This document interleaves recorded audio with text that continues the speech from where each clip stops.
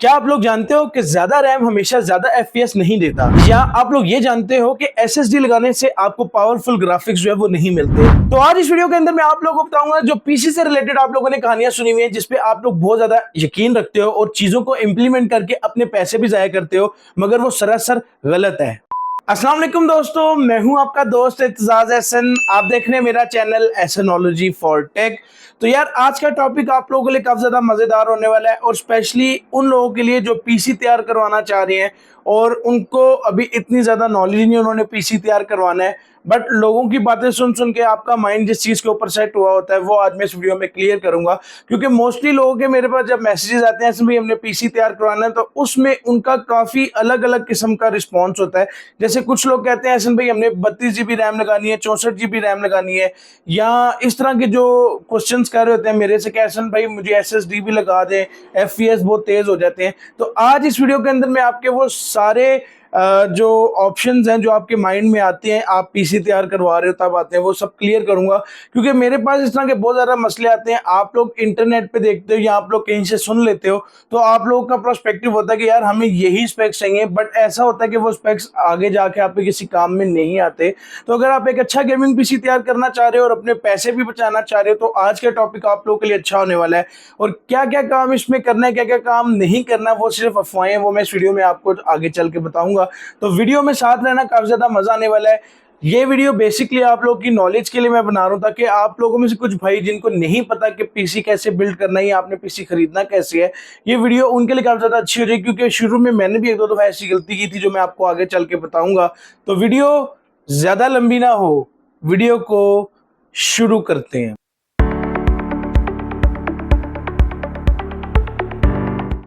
तो यार ये वाली जो वीडियो मैं आप लोग के लिए बना रहा हूँ, वो मैंने देखा है काफी ज्यादा लोग जो है वो यूट्यूब पे सर्च करते हैं ताकि वो अपनी पीसी की जो नॉलेज है उसको बढ़ा सकें। और सेकंड नंबर पे हमारे दोस्तों में कोई एक दोस्त ऐसा होता है जो आप लोग को ये शो ऑफ तो करता है कि यार मुझे बहुत पता है, और वो अपने लिए पीसी तैयार करवा लेता है। वो आप उसको देखा देखिए ये सारा काम कर लेते हो, बट उसमें काफी चीजें जो होती हैं वो गलत होती हैं। तो आज मैं ऐसी मिथ की बात करूंगा, यानी कि मैं आज ऐसी आपको जो कहानी है उसके बारे में बताऊंगा जो लोगों ने जस्ट बनाई हुई है, लेकिन पीसी के अंदर वो चीज मैटर नहीं करती। आप लोगों ने अगर सिंपल से ज्यादा पीसी तैयार करना है तो ये वीडियो देख लो, आपके वो जो सारे डाउट्स हैं वो क्लियर हो जाएंगे और आप लोग एक अच्छा और सस्ता गेमिंग पीसी तैयार कर पाओगे।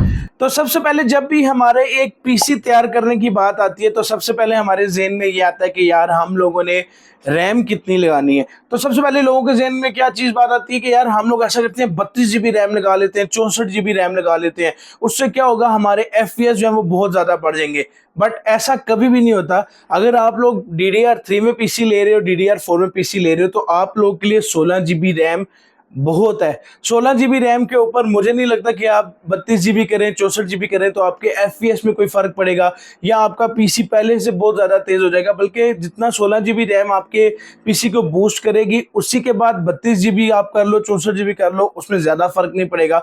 तो मैं सबसे पहले रैम के हिसाब से आप लोग को ये कहना चाहूंगा, 16 GB रैम लगाओ, वो आप लोग के लिए इनफ है। और अगर आप DDR4 में भी 16 GB यूज करते हो, तो भाई DDR4 में 16 GB लेवल कर देगी, इससे ज़्यादा आपको ज़रूरत नहीं है। मैंने क्योंकि खुद ये चीज़ फील की है कि अगर आपकी रैम 16 GB भी हो और आपको एफपीएस वगैरह, आपका लोड टाइम वगैरह उतना ही बनता है जितना 32 GB रैम लगाने के साथ बनता है। क्योंकि पर्सनली मैंने 32 GB रैम यूज़ की थी, तो मुझे कोई बड़ा फर्क नहीं लगा कि मैं बोलूँ कि यार आप लोग 16 GB रैम से ऊपर जाओ। तो सबसे पहले आपके पैसे की कमी यहाँ पर ही आ जाती है कि आप लोग के जेहन में जो चीज़ चल रही होती है कि यार हम 32 GB रैम करवा लेंगे तो हमारा पीसी सुपर फास्ट हो जाएगा। ऐसा नहीं होता, बल्कि आप लोगों ने जस्ट 16 GB रैम लगानी है, उससे ज़्यादा पैसे आपको रैम पे खर्च नहीं करने। अब सेकेंड नंबर पे, कल ही मेरे पास कुछ कस्टमर ऐसे आए थे जिन्होंने कहा पीसी तैयार करवाया, तो उन्होंने कहा कि एहसन भाई अभी आप इसमें एसएसडी ना लगाएं, आप नॉर्मल जो है वो पीसी तैयार कर दें, हार्ड ड्राइव में विंडो कर दें। थोड़ी देर बाद मुझे कहते हैं कि एहसन भाई अगर हम बाद में इसमें एसएसडी लगा लेंगे तो कोई एफपीएस में फर्क आएगा, गेम तेज हो जाएगी।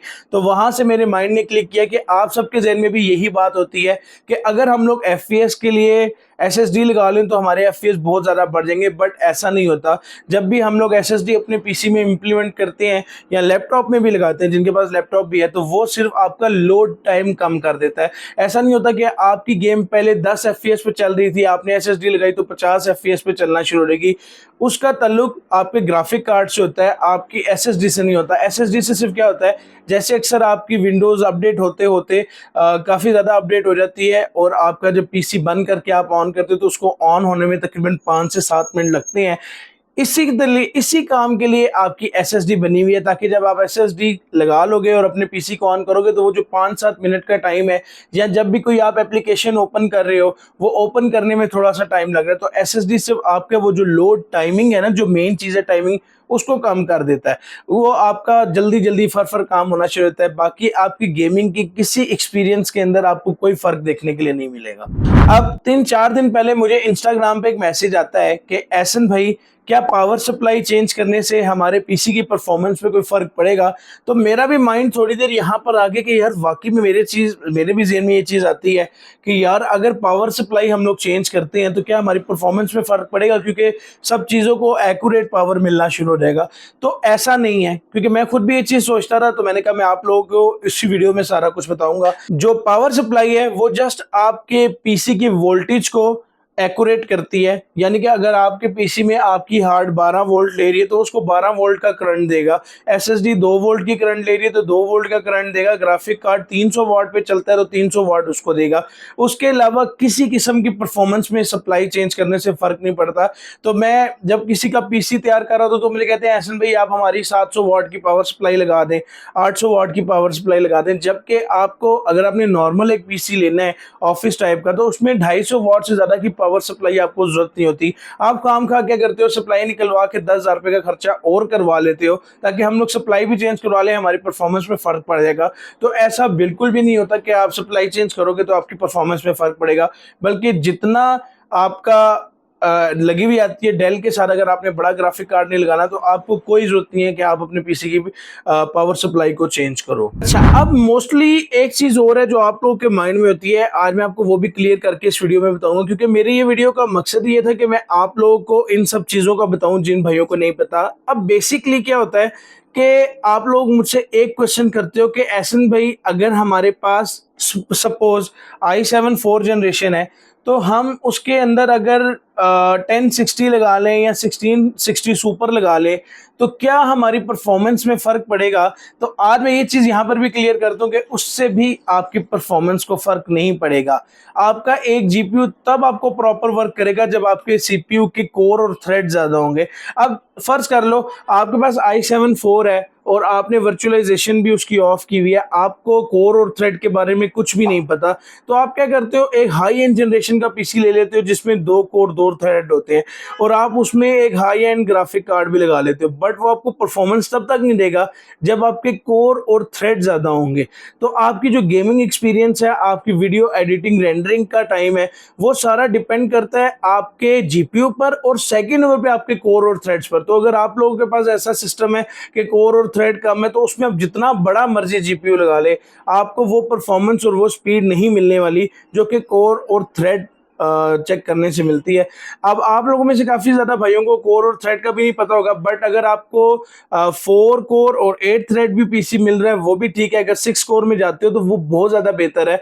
राइजन के कुछ पीसी मैंने देखे हैं जिनमें काफी ज्यादा कोर थ्रेड होता है और स्पेशली जो सबसे ज्यादा कोर और थ्रेड होता है वो जियोन के पीसी के अंदर होते हैं, बट जियोन जो है वो हम लोग काफी ज्यादा कम यूज करते हैं। लेकिन आप लोगों ने कोर और थ्रेड जो है ये भी चेक कर लेना है। और आप लोग उसको चेक कैसे करोगे, अगर अभी तक आप लोगों को नहीं पता था तो मैं बता देता हूं, Alt Control Delete दबाओगे और टास्क मैनेजर में जाओगे, वहां पर जाके आप परफॉर्मेंस पे क्लिक करोगे और सीपीयू पे क्लिक करोगे। सबसे नीचे आओगे तो आपको वहां पे कोर और प्रोसेस के नाम से कोई ऑप्शन आ रहा होगा, वहां पर आपको देखने के लिए मिल जाएगा कि आपके पीसी के कोर और थ्रेड कितने हैं। क्योंकि अगर आप पीसी की परफॉर्मेंस बढ़ाना चाह रहे हो तो ग्राफिक कार्ड के साथ आपके कोर और थ्रेड भी ज्यादा होने चाहिए, जिससे आपको अच्छी परफॉर्मेंस देखने के लिए मिलेगी। अच्छा, अब एक और ऐसी चीज जो कि मैं आप लोगों को बताऊं, मेरे पास काफी दूर से कस्टमर आया है, उसने मुझे आकर बोला कि एहसन भाई आप मेरा पीसी तैयार कर रहे हो। जब मैंने पीसी तैयार किया तो कह रहे हैं आप आरजीबी इसमें मुझे 4 पंखे लगा देंगे। मैंने कहा 4 क्या करने हैं, अगर आपके पास कार्ड नॉर्मल ही है तो एयर फ्लो के लिए 2 पंखे भी ठीक। कह रहे नहीं,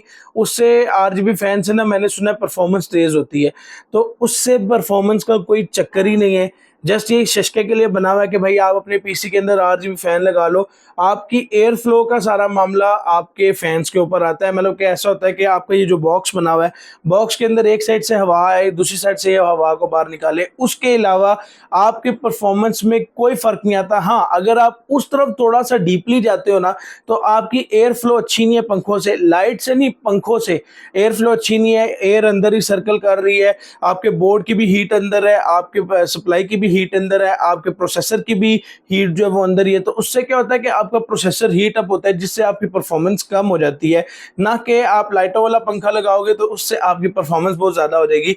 जस्ट अगर एयर फ्लो अच्छा रहेगा तो आपकी परफॉर्मेंस बिल्कुल ओके रहेगी। उसके लिए चाहे आप RGB फैन लगाओ या चाहे नॉर्मल फैन लगाओ, उससे आपकी परफॉर्मेंस पे किसी किस्म का फर्क नहीं पड़ेगा। अब एक ऐसा क्वेश्चन जो कि मार्केट स्ट्रेटजी के लिहाज से जो मैं आप लोगों को बताऊंगा, काफी ज्यादा लोगों के ज़हन में ये चीज है कि जो Xeon PC है वो अच्छा नहीं है शायद, जिसकी वजह से लोग बहुत कम परचेज करते हैं। जबकि मैं अगर आपको बताऊं, कोर और थ्रेड्स सबसे ज्यादा Xeon के पीसी में अच्छे होते हैं।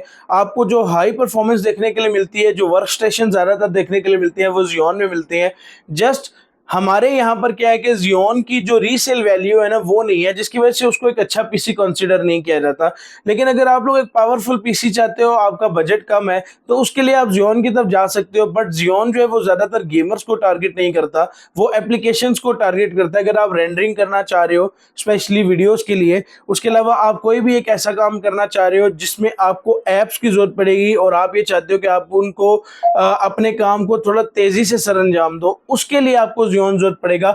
गेमिंग के लिहाज से इतना ज्यादा खास नहीं, क्योंकि मैंने Xeon के पीसी को रिव्यू किया था।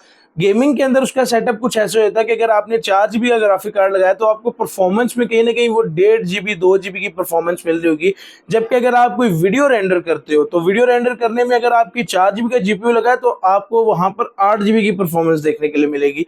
तो Xeon के बारे में भी लोगों का काफी ज्यादा ये सवाल था कि एहसन भाई वो पीसी अच्छे हैं नहीं है, बट हम लोग काम नहीं करते। अगर आप लोग ब्लेंडिंग करना चाह रहे हो, आफ्टर इफेक्ट वगैरह यूज करना चाह रहे हो, प्रीमियर ज्यादातर यूज करना चाह रहे हो, गेमिंग आपका ऑप्शन नहीं है, तो फिर आप Xeon की तरफ जा सकते हो। तो यार ये पीसी के कुछ ऐसे झूठ थे जो आप लोगों ने लोगों से सुने हुए थे, और वो सुन के आप लोग उसके ऊपर इंप्लीमेंट करके अपने पैसे भी जाया करते थे और आपको नॉलेज भी अच्छी नहीं मिलती थी।